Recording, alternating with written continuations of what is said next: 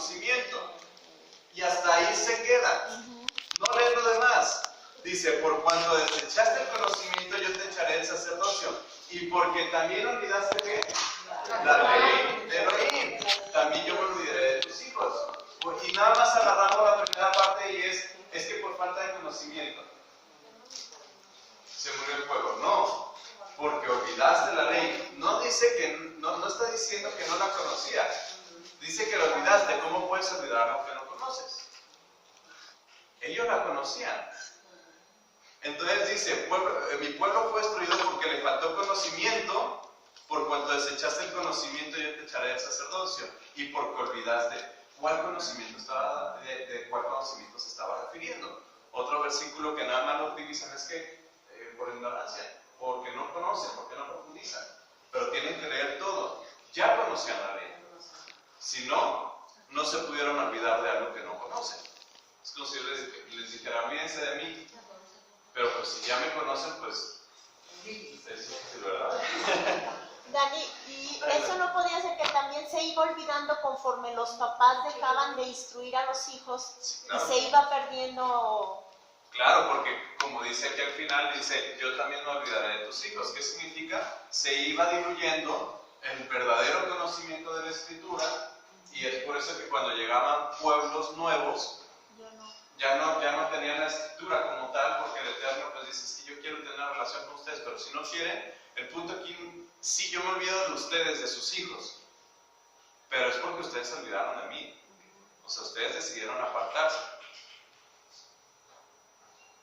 Fíjense, para que vean lo importante, este es un ejemplo de cómo usamos las cartas de Pablo fuera de contexto. Y son temas, son más bien pequeños ejemplos que estoy poniendo para que entendamos cómo se transversa la Escritura. En Gálatas 5:1, fíjense lo que dice. Estad pues firmes en la libertad con que Cristo nos hizo libres y no estéis otra vez sujetos al yugo de esclavitud. ¿Para qué se utiliza este versículo? Para no obedecer Torah y para no seguir Torah. Pensamos que el yugo de esclavitud es seguir la Torah, ¿cierto? Sí. Pues déjenme les digo que Pablo no solamente conocía desde Génesis hasta Números, él también conocía los Salmos, él también conocía todo eso. Y fíjense lo que dice el Salmo 119, 44 al 45, hablando de la libertad que muchos dicen que ya Yeshua vino a darte la libertad, ya no tienes que seguir la ley. Pero fíjense lo que dice Salmo 119, 44 y 45. Guardaré tu ley siempre, para siempre y eternamente, y andaré en libertad porque busqué tus mandamientos. ¿Cuándo es cuando voy a estar en libertad? Cuando busques. Está hablando de la misma libertad. Dice, estad pues firmes en la libertad con que Cristo nos hizo libres. ¿Con cuál libertad nos hizo Cristo libres? Pues con su ley y andar guardando y buscando sus mandamientos. Y nosotros se creyó o conocíamos a lo mejor estos temas, nosotros ya los tenemos un poco claros acerca de que lo que comparte Pablo no es de que no estamos bajo la ley. Y ya a lo mejor lo tendremos claros, pero es importante nosotros fortalecernos de cómo poder compartir a personas que se nos acercan y que constantemente nos dicen es que ustedes están bajo la ley y no están bajo la gracia. Yo les digo, es que estamos bajo la gracia obedeciendo la ley, que es totalmente diferente. Entonces, fíjense, si yo tomo este versículo nada más, sin ir al Salmo 119, donde habla de la libertad, acerca de cómo es que yo ando en libertad, mi respuesta sería lo siguiente, o más bien, yo me preguntaría lo siguiente. Si la Torah es libertad, entonces ¿por qué Yeshua nos libertó de la libertad para darnos libertad? Eso parece un trabalenguas. Parece un trabalenguas. Pero al final de cuentas es lo que nos enseña el mundo religioso acerca de lo que comparte Pablo con ese versículo. Entonces digo, si la Torah es libertad, en base a lo que dice el Salmo 119, que es la verdadera libertad, y buscar los mandamientos, entonces ¿para qué Yeshua nos libertó de la libertad? Para darnos libertad. Y no sé, pero a mí me encanta esta carita. No sé si ustedes... Yo me quedo así como que... Bueno, no entiendo cuando se refiere a esa parte de libertad. Las versiones o las traducciones que nos enseñan puras mentiras. Fíjense, son mismo versículo, diferentes versiones. Reina Valera 1960, en Romanos 10:4 dice: porque el fin de la ley es Cristo, para justicia a todo aquel que cree. ¿Cómo se toma este versículo? Que con Cristo ya somos libres. Que con Cristo se acabó la ley, ¿cierto? Sí. Eso es en la Reina Valera 1960. ¿Ok? ¿Qué es lo que dice la versión israelita nazarena? Que es un poquito más apegada. Porque el objetivo de la Torah es el Mesías, o el Mesías, para justificación de todo en el que él cree. Y esa es la traducción que tiene. Porque el objetivo de la Torah es el Mesías. No dice, si nosotros leemos esto de aquí, pensamos que está diciendo que se termina la ley ahí, con ese solo versículo. Pero también se utiliza muchas veces la expresión, el fin de esto es lograr esto. O sea, el objetivo, no el fin. Aquí no se está refiriendo con el fin a la culminación de algo, sino está diciendo a lo que se quiere lograr. El fin, el propósito, el objetivo de eso es obtener la libertad, al final de cuentas, la justificación. Entonces, fíjense, en esa versión dice, porque el objetivo de la Torah es el Mesías. ¿Qué nos está mostrando aquí? Tengamos cuidado con las traducciones y con las versiones. Normalmente hay algunas denominaciones, hay algunas creencias, algunas religiones que cada quien utiliza la versión que más se les antoja. Por decir, los testigos de Jehová tienen una versión de la Biblia y todos tienen que usar esa, y todas las demás están mal. Algunos cristianos utilizan la Reina 1960, algunos utilizan la versión internacional y se basan en base a lo que dice esa traducción. No se basan en lo que dice el original. Es por eso que uno debe de profundizar en lo que dice el original. Y aquí es solamente una pequeña muestra de cómo se transgiversa totalmente el versículo, y es por eso que comparten, que ve lo que está diciendo Pablo, que el fin de la ley es en Cristo. Él ya murió por nosotros, ya se acabó la ley. No confiemos en las enseñanzas de hombres. Hasta esto mismo lo dice la Escritura que pasaría. Fíjense, ¿qué pasa cuando confiamos en enseñanza de hombres? ¿Qué dice 2 de Timoteo 4, versículo 3 y 4? Dice, porque vendrá tiempo cuando no sufrirá la sana doctrina, sino que teniendo comezón de oír, se amontonarán maestros conforme a sus propias concupiscencias y apartarán de la verdad el oído y se volverán a las fábulas. Shalom, buenas tardes. Esto ya se está cumpliendo en la actualidad. ¿Qué es lo que se estaba profetizando aquí? Era lo que estaba comentándose. Vendrá un tiempo, ¿cuál es ese tiempo? Pues estamos en ese tiempo. Y de hecho, se ha estado en ese tiempo toda la vida. Siempre se ha querido transgiversar el verdadero mensaje. Y dice, vendrá ese tiempo cuando no sufrirá la sana doctrina, sino que teniendo comezón de oír, se amontonarán maestros conforme a sus propias.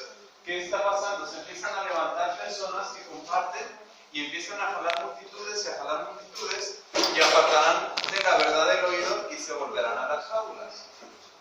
Esto ya estaba predicho. Y era Pablo escribiéndole precisamente a Timoteo de que eso iba a pasar. En 2 de Pedro, el capítulo 2, del 1 al 3, habla precisamente de lo mismo.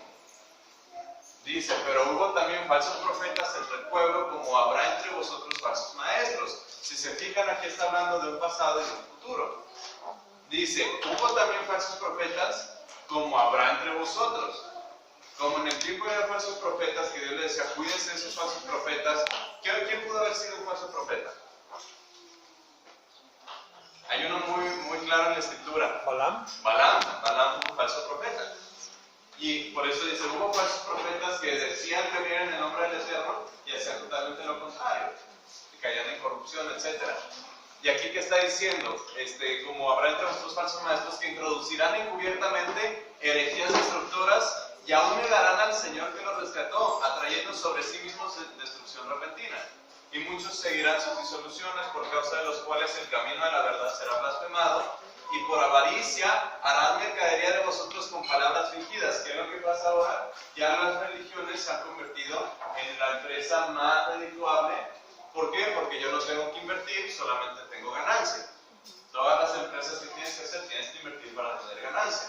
La religión es la única empresa o el único sistema que uno no tiene que invertir más que tiempo para recibir ganancia, pero no tiene que invertir realmente el recurso económico.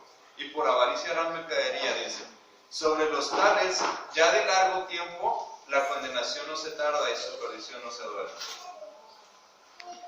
Por desconocer motivos de las cartas sacamos conclusiones incorrectas. Otro ejemplo que les quiero poner acerca de las cartas de Pablo. Yo les estaba diciendo al inicio que tenemos que diferenciar una cosa. El Tanaj, ¿qué son? Los profetas, los escritos. Y son más libros que cartas. Fue escrito más como un libro, como una recopilación de la historia de lo que estaba pasando en ese tiempo. Lo que escribe Pablo son cartas. Entonces yo tengo que conocer el remitente de esas cartas, tanto el emisor como el receptor. Tengo que conocer realmente la esencia de Pablo para entender lo que está escribiendo y tengo que conocer hacia quién estaba dirigida esas cartas. Este versículo ha sido muy mal utilizado. Inclusive hace como 15 días una persona me abordó para decirme que por qué comparten las mujeres en nuestra comunidad. Y yo quiero decirles algo que está totalmente, que les va a quedar muy claro. En 1 Corintios 14, 34-35 se habla precisamente de ese punto, que dice: vuestras mujeres que hay en las congregaciones, porque no les es permitido hablar, sino que estén sujetas como también la ley lo dice. La ley dice que estén sujetas, pero la ley no dice que se deban callar. Si no, entonces no hubiera profetizas. ¿Okay? Si no, Miriam de alguna forma no pudo haber apoyado en todo lo que fue la salida, aunque sí, cuando habló de más, pues así le fue, ¿verdad? Y dice: y si quieren aprender algo, pregunten en casa a sus maridos, porque es indecoroso que una mujer hable en la congregación. Tenemos que entender a quién era dirigida esta carta. Esta carta fue dirigida a la iglesia de Corinto. Y Corinto era una de las ciudades más pervertidas que había en ese tiempo. Y estaba llena de prostitución. Esa frase que viene ahí no la podemos tomar como contexto tal cual, porque tenemos que irnos unos versículos atrás y estamos viendo que les estaba diciendo que mientras los profetas no saben qué profetizar, dice, otros empiezan a hablar, pero cuando estaba diciendo que las mujeres se callaran era porque está dirigido a mujeres que estaban viviendo la vida galante. Se les estaba dirigiendo hacia prostitutas. De hecho, un capítulo anterior también habla de eso. Y tenemos que ver todo el contexto en general. Y si nosotros nos vamos a la ley no dice que se callen. La ley dice que estén sujetas al marido. Así que si una mujer habla con autorización, con consentimiento del marido y bajo la cobertura del marido, está bajo la ley.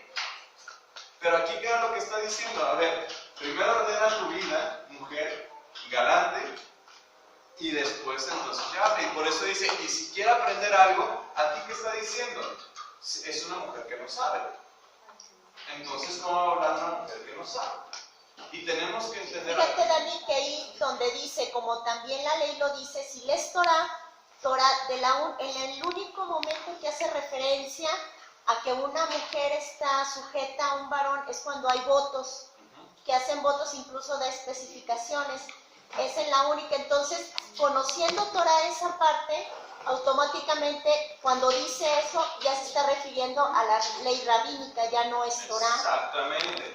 Exactamente, aquí es un punto. De hecho, esta persona que me lo dijo, sí me prendió un poquito de decir, a ver, tienes que entender el contexto. Se supone que eres una persona que conoces, y nada más porque ya para ti, cuando nos dices a nosotros o nos das con el lado de la ley, piensas que ya sabes todo acerca de la ley. Le digo, muéstrame la ley, o sea, muéstrame en la Torah, muéstrame en el Tanaj, ¿dónde dice esta parte de la ley?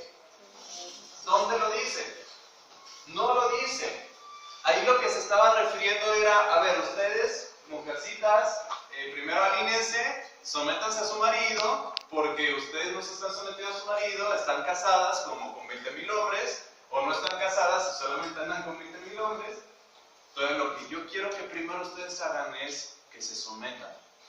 Porque una vez sometidas ustedes, y recordemos que la palabra sumisión no significa que el que está arriba esté dándole duro y dale a la persona inferior, y no es inferior, sino a la que está más bien bajo su protección, bajo su cobertura.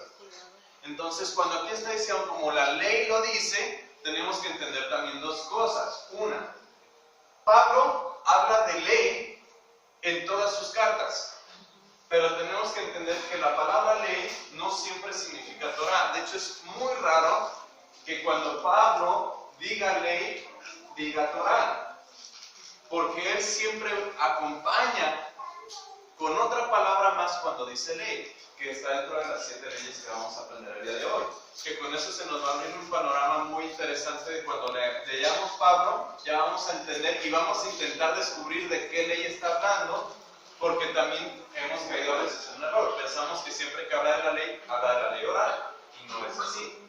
Porque inclusive de la ley oral habló muy poco como tal. Otra forma, otro ejemplo de cómo desconocemos realmente hacia quiénes fueron dirigidos. De hecho, si ustedes leen todo el capítulo 14, está hablando de aquellas personas que se levantan, o varones que se levantan, y que no tienen nada que profetizar. Está hablando de profetas que había en ese tiempo y que no tenían nada que decir. Pero si nosotros nos vamos desde el inicio de la carta, que el inicio de la carta no es el capítulo 14, el inicio de la carta es el capítulo 1 y el final de la carta es al finalizar la primera carta de Corinto o de Corintios. Y tenemos que leer el modelo de iglesia que se estaba manejando en ese tiempo, o el modelo de ciudad, el modelo de su manera de vivir que estaba teniendo ese pueblo. De hecho, cuando Pablo habla hacia Corinto, cuando habla hacia los de Tesalónica, a los de Éfeso, a los de Galacia, a los Gálatas, cuando les está hablando Pablo, les habla con un modelo en base a lo que ellos estaban viviendo. Porque eran cartas específicas. No estaba englobando un libro, estaba englobando una carta. Hermano, hace un par de años, me parece, estudiamos algo de esto, ¿verdad? Y lo que yo recuerdo que me quedó muy claro es que en general, en la actualidad, se puede manejar también de manera que no le quitemos a nuestros esposos como cabeza de nuestro hogar la responsabilidad de influir y de enseñar en casa a la esposa y a los hijos. Entonces, cuando la esposa directamente va y quiere aprender todo en la congregación, el esposo ya está bien a gusto porque pues ya ahí están recibiendo todo y ya él no está estudiando y practicando lo que necesita. Entonces, sí sería como preguntarle primero al esposo para que el esposo se ponga las pilas, ¿verdad? Y se ponga él también a instruirse. Y en lo personal, una que no tiene el esposo, es preguntarle al Eterno, ¿verdad? Padre, tengo una duda en esto, directamente, porque él es nuestro esposo. Entonces, ese es el primer paso, ¿verdad? No querer sacar todo de estas reuniones en las que estamos para disfrutar este Shabbat, sino que también estamos en casa aprendiendo bajo la estudio. Y también aquí tenemos que entender algo. Ahí habla Pablo después en otro libro del Brihadashá, se habla acerca de cómo tiene que ser un ministro, ¿okay? Casado con una sola mujer, que su casa esté en orden, etc. Pero hoy estamos hablando de un responsable de una congregación, ¿okay? También parte de lo que se refiere no aquí, sino en otras escrituras acerca de la mujer, significa que primero tiene que estar la cabeza, tiene que estar en orden. Porque si la cabeza no está alineada, el cuerpo no va a estar alineado. Y obviamente cuando una mujer habla en una reunión, de alguna forma ella puede hacer preguntas para aprender, no tanto para enseñar. Y también si va a enseñar algo tiene que ser en base a la cobertura de su marido. Porque el plan perfecto del Eterno es que la mujer siempre esté protegida. Porque porque al final de cuentas el que va a dar cuentas de la familia o de toda esa, de toda esa forma que él creó del esposo, la esposa, los hijos, etcétera, la lleva el varón. No hace menos a la mujer, siempre protege a la mujer. De hecho, si ustedes se fijan, los hombres, si hacían una promesa o hacían un voto, no lo podían romper. Las mujeres, el padre podía romper la promesa o el voto de la hija o el marido de la esposa. Siempre se protege, como diciendo, pues es que al final de cuentas lo que vale es lo que dice el hombre. No significa que sea más o que sea menos, sino que haya una protección. Y con este versículo se utiliza que dicen es que las mujeres no pueden hablar. Por eso los judíos hacían que solamente los hombres podían entrar a la parte donde se hablaba y las mujeres de atrásito, donde estaba ya como la división, ahí estaban los niños y las mujeres. ¿Por qué? Porque esa es una ley que viene del Talmud. Y lo que Pablo estaba dando ahí a entender primeramente es, ustedes tienen que ordenar su vida personal antes de que quieran pararse a hablar en una iglesia. Y mucho más cuando los hombres profetas todavía no se ponen de acuerdo. Entonces, como los que se supone que van a dar profecía no saben, las mujeres van a levantarse a dar, aunque también si dice, si no hay, entonces sí levántese y hable. Porque si hubo profetizas que el Eterno las puso, sobre todo cuando un hombre no había una cabeza que lo estaba dirigiendo. Pero eso no significaba de que la mujer era más que el hombre, ni que el hombre sea más que la mujer. Además va a hablar la escritura de eso. Habla de una protección hacia ambas partes. Dani, fíjate que igual en ese punto uno puede profundizar más, no tanto verlo como para otra persona, sino ya verlo en nuestra vida personal, ¿no? Como si como persona simbolizamos o agarramos el símbolo de que el hombre es lo racional y la mujer es lo emocional en nuestra persona. Lo racional puede ser la Torah y lo emocional son nuestras concupiscencias. Entonces, ¿cómo Torah tiene que estar arriba de todas nuestras emociones? O sea, si lo profundizamos un poquito más. Sí, claro. Inclusive también, como la escritura que habla de que la mujer, si de alguna forma va a hacer oración o va a hablar, se tiene que cubrir la cabeza con un velo, y que Pablo de alguna forma le dice que el velo de la mujer es su cabello, y dice después, no le es suficiente. O sea, como diciendo, no le es suficiente, pero si no se cubre la cabeza, no está diciendo, es pecado si no se cubre la cabeza. A lo mismo, como porque eso no es salvación, eso no te va a dar la salvación. Te cubras o no te cubras, no te va a dar la salvación. Sí, obviamente habla de que es vergonzoso al hombre cortarse dejarse el cabello largo, y ciertos reglamentos que sí habla en la escritura. Pero siempre se malinterpreta y dice, no, es que ya estaba una mujer, no se cubrió la cabeza. A ver, espérate. Pablo por eso le está diciendo, es que no sean así. Por eso a la mujer, cabello largo es como un velo. Y diciendo, no le es suficiente, pero no le dice, es pecado, si no lo hace, lo hace. Jamás dice eso.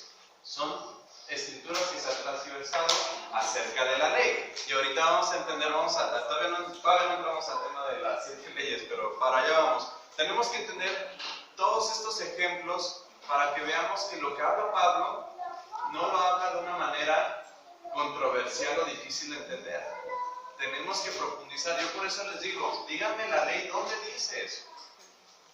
Ya una vez yo leyéndolo, la ley como tal, no la ley de Pablo, en la ley que fue dada a Moisés, la ley del Eterno, la ley del Espíritu Viviente, la ley del pecado y la muerte. Hay muchas leyes que habla Pablo. Y ahorita vamos a llegar a eso. La palabra ley en hebreo significa Torah, ¿cierto? Sí. ¿Qué significa Torah? Instrucción. Instrucción. Fíjense lo que pasó cuando fue traducido la escritura al griego. Cuando se tradujo el Tanaj al griego, y aquí estamos hablando del Tanaj, porque el Tanaj también fue traducido al griego, ¿ok? Todos han sido traducidos a los idiomas, y aquí estamos hablando del Tanaj, no tanto del Brit Hadashah, ¿ok? Cuando el Tanaj al griego, en la Septuaginta, la palabra Torah la tradujeron a nomos, y nomos significa norma, regla y ley, pero nada más significa eso, ¿ok? Entonces, cuando la tradujeron como tal, A toda la palabra instrucción, a toda la palabra ley, a toda la palabra Torah, la cambiaron a ley, la cambiaron a nomos. Es lo mismo como cuando cambiaron algunas palabras, inclusive el nombre de Yeshua, que Yeshua en su momento significa salvación, significa redención, significa que somos redimidos, etc. Lo cambian al nombre de Jesús o al latino, etc., que lo van cambiando y deja de significar lo original. Es lo mismo que pasó con esta palabra. La cuestión es que Torah significa mucho más que solo ley. Y nomos significa solamente ley, o reglamento, o normas. Solamente, y la palabra Torah no solamente significa ley. ¿Ok? Torah es instrucción en justicia de Adonai, pero nomos significa solamente ley. Así que la palabra Torah vino a ser solamente un sinónimo de la ley y se ha perdido la esencia de su significado. Y eso pasó con la traducción en la Septuaginta. Cuando ya se hizo la traducción al griego, se perdió todo realmente el mensaje cuando se decía Torah. Por eso si tú vas con una persona hebrea, una persona conocedora de la raíz o del idioma original, y tú le dices ley como tal, no te va a entender. De hecho te va a decir, pues, ¿de qué me estás hablando? Si tú le dices Torah, te va a entender que estás hablando de esto. Pero si tú le dices ley, dice, pues, ¿de qué me estás hablando? Y peor aún, fíjense, como la palabra nomo se traduce como ley, nosotros hemos creído que cada que la Escritura dice ley se refiere a la Torah. Y tampoco es así. Pero en realidad hay muchas otras leyes que debemos conocer y comprender para no caer en el error de los que creen que ya no estamos bajo la ley de Adonai, la Torah. Pablo no siempre explica de cuál nomos está hablando. Es un problema, ¿no? Grande. Realmente es un problema de que no siempre explica de cuál nomos está hablando. Por eso tenemos siempre que leer el contexto. Tenemos que leer realmente de cuál ley está hablando. Porque la traducción en el Brit Hadashah, cuando nosotros leemos ley, leemos nomos. Y hasta ahí nos quedamos. Aunque de alguna forma Pablo sí hablaba de Torah como tal, él hablaba de un nomos específico leyendo todo el contexto. Que para allá vamos a entrar ya a las 7 leyes, para que ustedes entiendan. Ahora, no solamente es que haya 7 leyes, sino para que veamos que se nos saque de nuestra cabeza o que podamos ayudar a las personas a que entiendan que cuando Pablo habla de la ley, no está hablando de la Torah como tal, conociendo de que él era un rabí. 7 leyes mencionadas por Pablo. Fíjense. Empieza con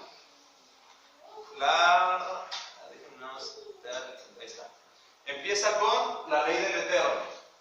Ese está en Romanos 3:31, Romanos 7 del 22 al 25 y capítulo 8, versículo 7. Es de las primeras leyes que habla y las habla en un orden.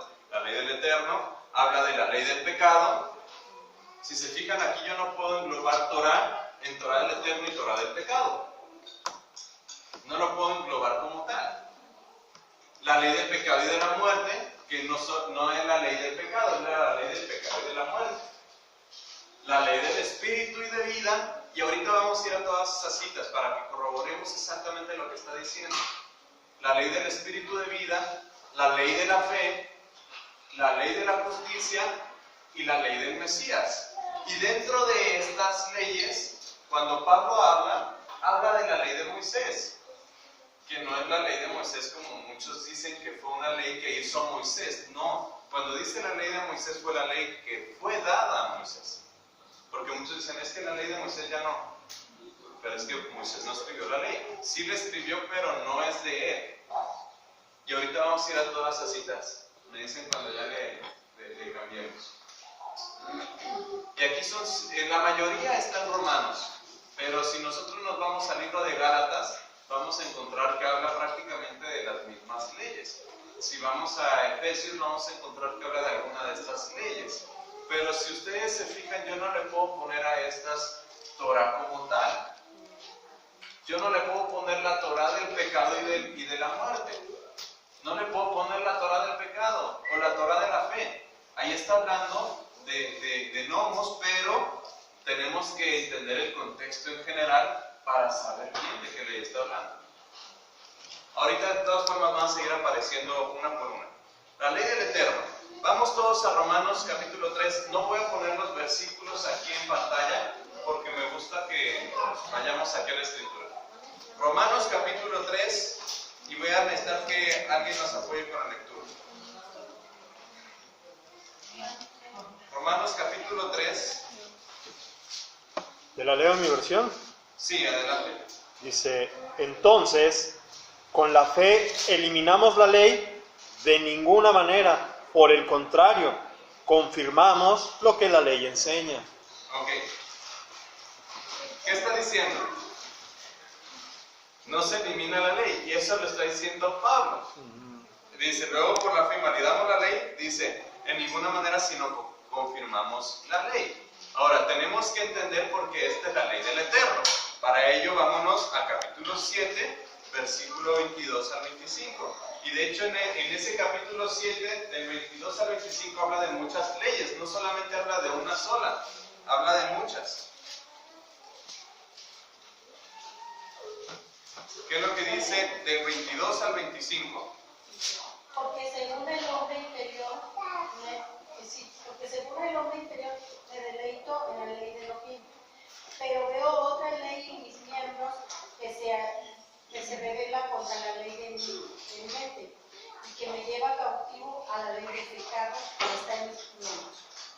Miserable de mí, ¿quién me librará de este cuerpo de muerte? Dice, gracias doy a Elohim por Yeshua, el Adón nuestro. Así que yo mismo con la mente sirvo a la ley de Elohim más con la carne a la ley del pecado. Si se fijan, aquí está hablando de inclusive 3 leyes. Está hablando de la ley del Eterno, está hablando de la ley del pecado y está hablando de la ley de la muerte. Pero fíjense, Ley de la mente. la ley de mi mente, perdón. Capítulo 8, versículo 7, ¿qué es lo que dice?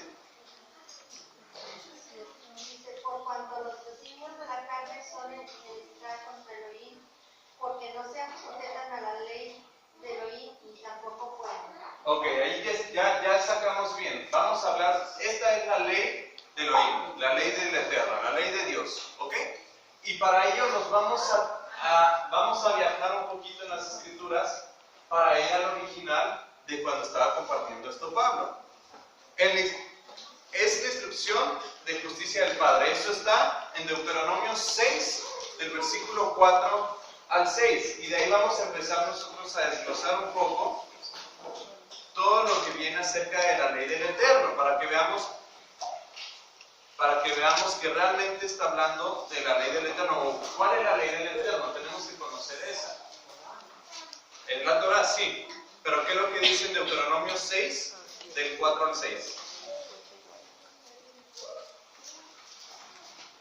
¿Quién ya lo tiene? Que nos lo pueda leer. Escucha, Israel, el Señor nuestro Adón, el Señor uno es. Ama al Señor tu Elohim con todo tu corazón, con toda tu alma y con toda tu fuerza. Recuerda siempre estos mandamientos que te doy hoy. Enséñalos a tus hijos y háblales sobre ellos cuando estés en tu casa. ¿Ya me pasé? Ok. Ya, pero está muy bien. ¿Cuál es la ley que está hablando ahí? Es la instrucción en justicia del Padre. ¿Y qué es lo que está diciendo? Exactamente ahí. Oye Israel, es el Shema Israel, obviamente ya todos lo conocen, pero dice, el Eterno nuestro Elohim, Eterno uno es, y amarás al Eterno tu Dios con todo tu corazón y de toda tu alma y con todas tus fuerzas, y estas palabras que yo te mando hoy estarán sobre tu corazón. ¿Qué es una cuestión que te manda? Es una instrucción, es una Torah. Entonces, esta palabra ley del Eterno la podemos englobar en Torah, pero no la podemos englobar en nomos. ¿Sí les queda claro? ¿Por qué? Porque aquí está dando una cuestión de instrucción de Torah. Porque aquí, si nos vamos al siguiente versículo, ¿qué es lo que dice? Y la repetirás a tus hijos y hablarás de ellas estando en tu casa y andando por el camino y al acostarte y cuando te levantes, y las atarás como una señal en tu mano y estarán como frontales entre tus ojos y las escribirás en los postes de tu casa y en tus puertas. ¿Cómo yo puedo escribir un nomos en las puertas de mi casa? Lo que voy a escribir es Torah, es instrucción, pero es la ley de Dios, la ley del Eterno. Son los mandamientos dados a Moisés en el Sinaí. Vamos al libro de Marcos capítulo 7, versículo 9 al 13. La ley de Dios son los mandamientos dados a Moisés en el Sinaí.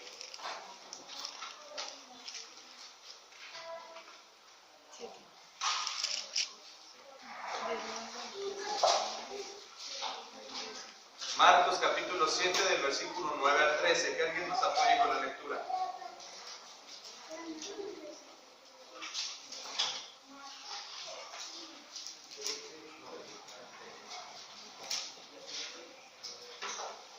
Y les decía también, bien invalidas el mandamiento de Dios para guardar vuestra tradición, porque Moisés dijo, honra a tu padre y a tu madre, y el que maldiga al padre o a la madre, muera irremisiblemente.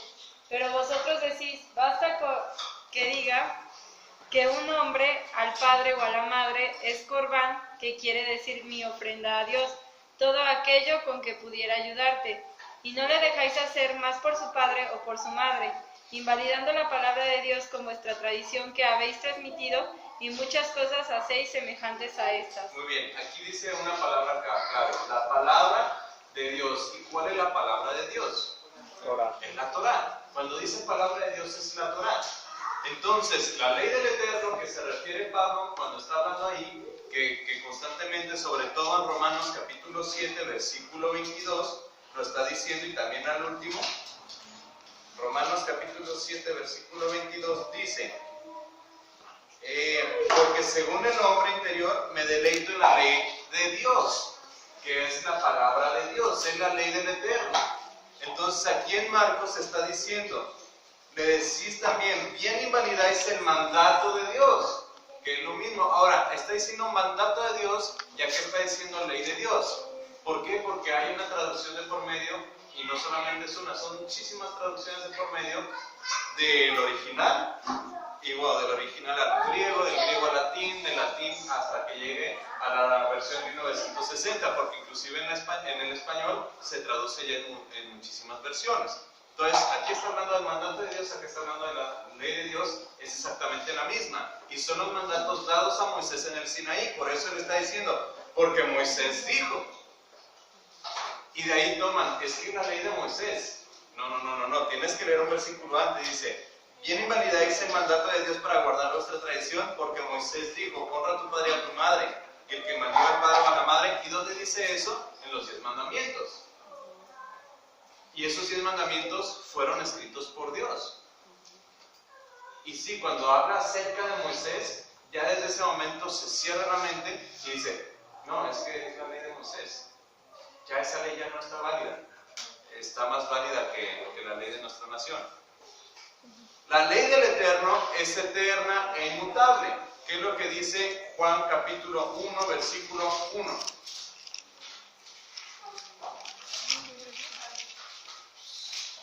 Que alguien vaya yendo a Números capítulo 23, versículo 19.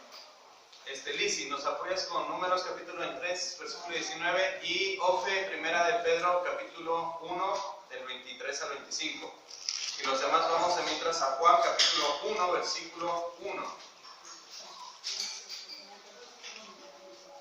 Fíjense, traducciones que no nos ayudan a entender realmente lo que se está refiriendo. Dice, en el principio era el verbo, y el verbo era con Dios, y el verbo era Dios.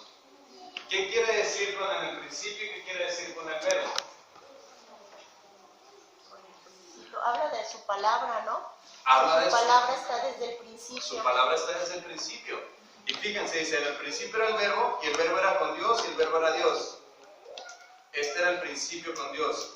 Todas las cosas por Él fueron hechas, y sin Él nada de lo que ha sido fue hecho. Es eterna, es inmutable. Lo que Dios dijo que iba a ser, iba a ser. Y lo que va a pasar, va a pasar. Y eso no va a cambiar. Y desde el principio, ahora, si nosotros nos vamos a la palabra original del principio, nos vamos a dar cuenta que está hablando de un olam. Y un olam es eternidad. Ahora, nosotros queremos sacar el principio a través del griego y nos va a llevar a un inicio. Y el eterno no hay un inicio, porque en el griego nos encierra que sea una palabra principio. Para mí principio es el comienzo de algo. Pero si yo me voy al original cuando dice en el principio Dios creó, y nos vamos a esa palabra, nos vamos a dar cuenta que fue en el olam, en la eternidad. Obviamente también tenemos que entender que está el olam abá, está el olam ahasé, el olam, y hay diferentes olams. Pero si nosotros nos vamos cuando dice olam, Fíjate, mi versión dice, antes del comienzo del mundo ya existía la palabra. no dice en el principio, No. y nosotros pensamos que es en el Edén o que es en la creación, antes de la fundación del mundo. Y cuando dice antes de la fundación del mundo, no nos está dando un tiempo de inicio. Nos está dando una eternidad de cuando iba Dios el Eterno a disponer que comenzara un tiempo dentro de la eternidad. Que también muchos dicen que el tiempo como tal sí existe dentro de la eternidad. Y solamente es un ciclo pequeño que está dentro de la eternidad para probar realmente, para que no vuelva a haber una rebelión como la que hubo en la eternidad, precisamente, porque la rebelión que hubo contra Satán fue en la eternidad. Y él tuvo que poner un tiempo de prueba para que ya no vuelva a haber una rebelión igual en la eternidad. Entonces, esa versión nos corrobora sin ni siquiera la necesidad de ir todavía al original. Ahí ya con otra versión, ¿cuál de las dos está bien o cuál de las dos está mal? O las dos están mal o una está bien.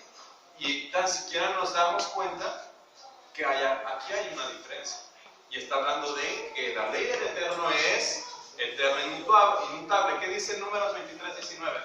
Dice, Elohim no es hombre para que mienta, ni hijo de hombre para que se arrepienta. Él dijo, y no hará, habló, y no lo ejecutará. Es lo que está diciendo, es eterna e inmutable. ¿Qué es lo que está diciendo ahí? Lo que Dios dijo es lo que va a hacer, no va a cambiar. Y ahí hace como un tipo de pregunta, ¿acaso Dios dijo algo y no se hizo? Entonces es eterna y es inmutable, esa es la ley del Eterno. Entonces, si yo leo Romanos y estoy leyendo que en 3 versículos habla de 3 leyes diferentes y todas traen la palabra ley. Entonces yo tengo que profundizar y poder empezar a leer contextos y apoyarme para entender de cuál es la ley que se está hablando. La Torah define el pecado, eso está en Jeremías capítulo 44, puedes ir a Jeremías capítulo 44, Güera puedes ir a Daniel capítulo 9, Fernando puedes ir a Romanos capítulo 7, versículo 7, y todos los demás vamos a Primera de Juan capítulo 3, 4, que todos ya conocemos esa cita. Primera de Juan capítulo 3, versículo 4, ¿qué dice? Tu infracción de la ley es el pecado. Ese ya no lo sabemos de memoria, o no lo deberíamos saber de memoria. Primera de Juan 3:4 dice tal cual la versión, no tal cual la original. Dice, todo aquel que comete pecado infringe también la ley, pues el pecado es infracción de la ley. Pero aquí, si se fijan, no está hablando de la ley del pecado. Porque si estuviera hablando de la ley del pecado, no estaría en la ley del Eterno. Aquí está diciendo, todo aquel que infringe la ley, comete pecado. ¿Cuál ley? La ley de Dios. Porque es la única ley que cuando la infringes, estás cometiendo un pecado. La ley de Dios. Las demás leyes las puedes infringir como tal, y pues estás cometiendo un error, pero no un pecado como tal, porque no es la ley de Dios. Pero esta sí es la ley de Dios. ¿Quién tiene Jeremías 4:23? Adelante, léelo en voz fuerte.